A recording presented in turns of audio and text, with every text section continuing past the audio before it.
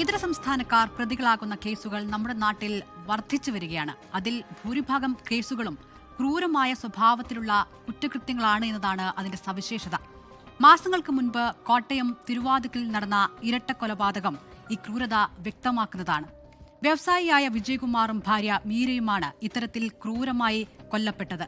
ഇവരുടെ വീട്ടിൽ ജോലി ചെയ്തിരുന്ന ഇതര സംസ്ഥാനക്കാരനായ അമിത് ഉറങ്ങിനുണ്ടായ വ്യക്തി വൈരാഗ്യമാണ് ഈ കൊലപാതകത്തിൽ കലാശിച്ചത്.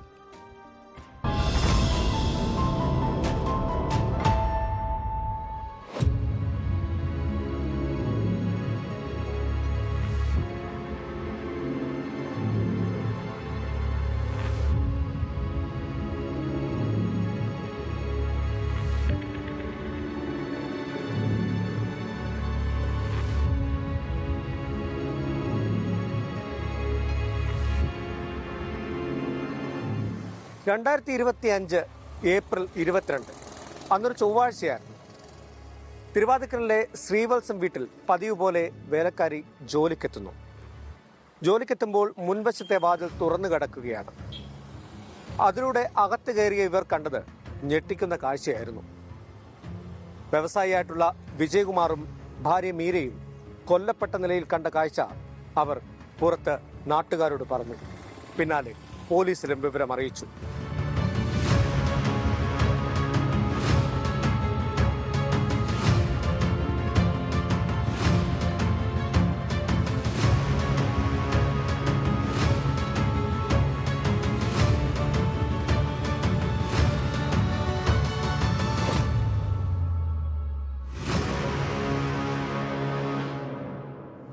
കോട്ടയം നഗരത്തിൽ നിന്നും അധിക ദൂരെയല്ല ഈ കാണുന്ന ശ്രീവത്സം വീട്. വലിയ സുരക്ഷാ സംവിധാനങ്ങൾ ഈ കൊട്ടാര സമാനമായ വീട്ടിലുണ്ടായിരുന്നു. എന്നിട്ടും എങ്ങനെ കൊലപാതകം നടന്നു? ഈ ചോദ്യമാണ് ഏവരും ആദ്യം ചോദിച്ചത്. പിന്നാലെ ആരാണ് കൊലപാതകി എന്ന ചോദ്യവും.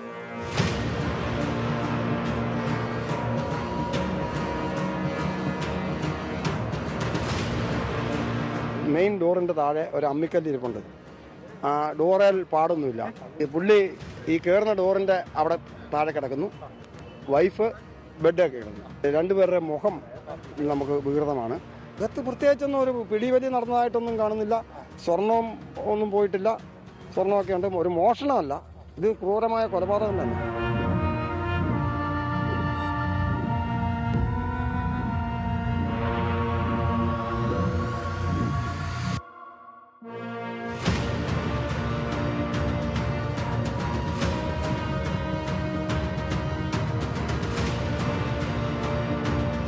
മതിൽ ചാടിക്കടന്ന് വീടിന്റെ വാതിൽ കുത്തിത്തുറന്ന പ്രതി അകത്ത് കയറി മാരകായുധം ഉപയോഗിച്ച് വിജയകുമാറിനെയും ഭാര്യയെയും കൊലപ്പെടുത്തുകയായിരുന്നു.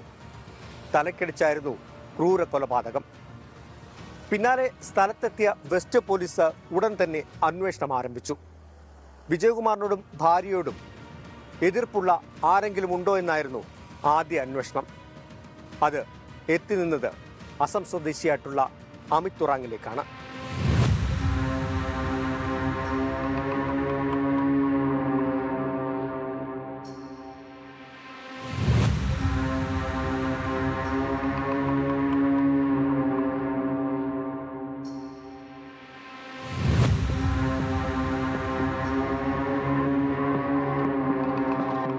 വളരെ ബ്രൂട്ടലായിട്ടുള്ള രീതിയിലാണ് മർഡേഴ്സ് നടന്നിരിക്കുന്നത്. വീടിന്റെ ഫ്രണ്ട് ഡോറ് തുറന്നാണ് കയറിയിരിക്കുന്നത്. അത് ഒരു സ്ക്രൂ ഡ്രൈവർ ഉപയോഗിച്ച് തൊട്ട് സൈഡിൽ ജനാല തുറന്നിട്ടാണ് ഇത് തുറന്നിരിക്കുന്നതെന്നാണ് നമ്മളിപ്പോൾ അസ്യൂം ചെയ്തിരിക്കുന്നത്.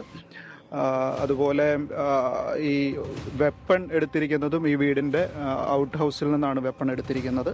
ആ വെപ്പണാണ് ഉപയോഗിച്ചിരിക്കുന്നത്. വെപ്പൺ നമുക്ക് ലഭ്യമായിട്ടുണ്ട്. കോടാലിയാണ്.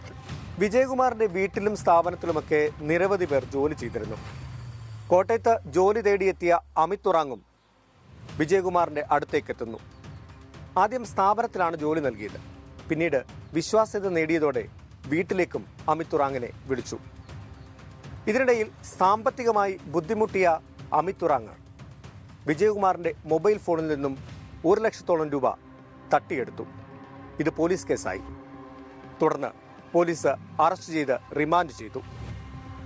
ജാമ്യത്തിലിറങ്ങിയ പ്രതി നാട്ടിലേക്ക് പോകാൻ താൽപ്പര്യം പ്രകടിപ്പിച്ചു. ഗർഭിണിയായ ഭാര്യയെ കാണാൻ വേണ്ടിയായിരുന്നു അത്. ഈ ആവശ്യം ഉന്നയിച്ചുകൊണ്ട് വിജയകുമാറിനെ സമീപിച്ച് കേസ് പിൻവലിക്കണമെന്ന് അമിത് ഉറാങ് പറഞ്ഞു. എന്നാൽ അതിന് വിജയകുമാർ തയ്യാറായില്ല. പിന്നാലെയാണ് ഭാര്യയുടെ ഗർഭം അലസിപ്പോയെന്നൊരു വാർത്ത അറിയുന്നത്. എന്നിട്ടും കേസ് പിൻവലിക്കാൻ വിജയകുമാർ തയ്യാറാകാതെ വന്നതോടെ വൈരാഗ്യം മൂർച്ഛിച്ചു.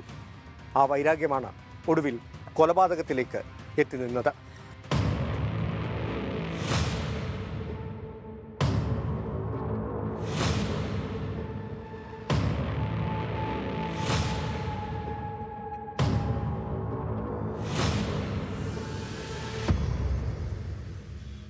വീടിനെക്കുറിച്ച് അടുത്തറിയാവുന്ന ഒരാൾ കരുതിക്കൂട്ടി നടത്തിയ കൊലപാതകമായിട്ടാണ് പോലീസ് ആദ്യം മുതലേ കേസ് അന്വേഷിച്ചത്.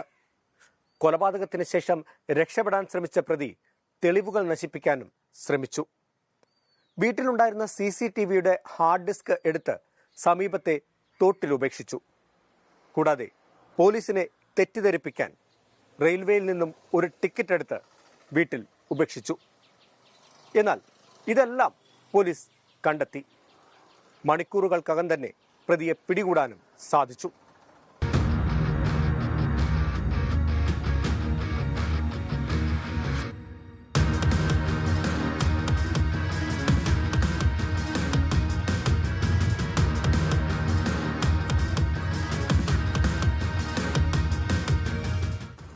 മൊബൈൽ ഫോൺ കേന്ദ്രീകരിച്ച് നടത്തിയ അന്വേഷണമാണ് മണിക്കൂറുകൾക്കകം പ്രതിയെ പിടികൂടാൻ പോലീസിനെ സഹായിച്ചത്. കൊലപാതകത്തിന് ശേഷം രക്ഷപ്പെട്ട പ്രതി വിജയകുമാറിൻ്റെയും ഭാര്യയുടെയും മൊബൈൽ ഫോണുകൾ കൊണ്ടുപോയിരുന്നു.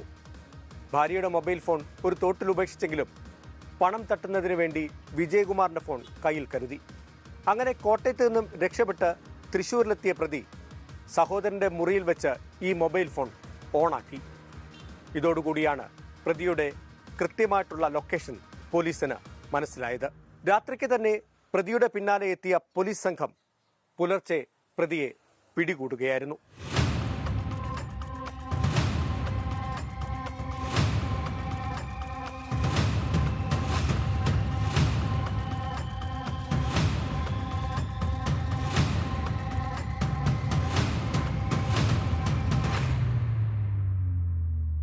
മൂന്ന് മാസത്തെ വിശദമായ അന്വേഷണത്തിനൊടുവിൽ കോട്ടയം വെസ്റ്റ് പോലീസ് കുറ്റപത്രവും സമർപ്പിച്ചു.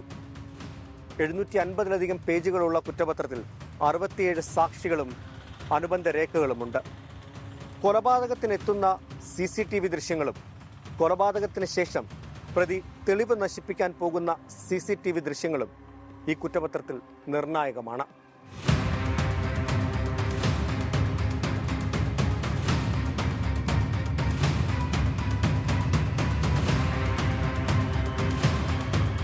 വിജയകുമാറിൻ്റെയും ഭാര്യയുടെയും കൊലപാതകത്തിൽ അന്വേഷണം പൂർത്തിയായെങ്കിലും ഈ കേസുമായി ബന്ധപ്പെട്ട് മറ്റൊരു അന്വേഷണം കൂടി നടക്കുന്നുണ്ട്.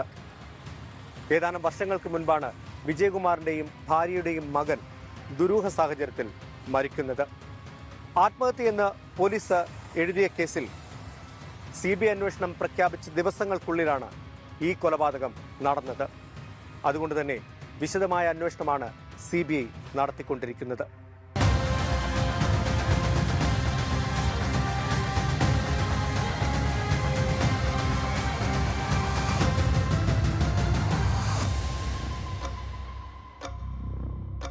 ലോകത്തെവിടെയായാലും ഏത് സമയത്തും 24 വാർത്തകളും ഓഗ്മെന്റഡ് റിയാലിറ്റി പാക്കേജുകളും എക്സ്പ്ലെയിനറുകളും വിശദമായി കാണാൻ ഞങ്ങളുടെ YouTube ചാനൽ നിങ്ങൾക്ക് സബ്സ്ക്രൈബ് ചെയ്യാം.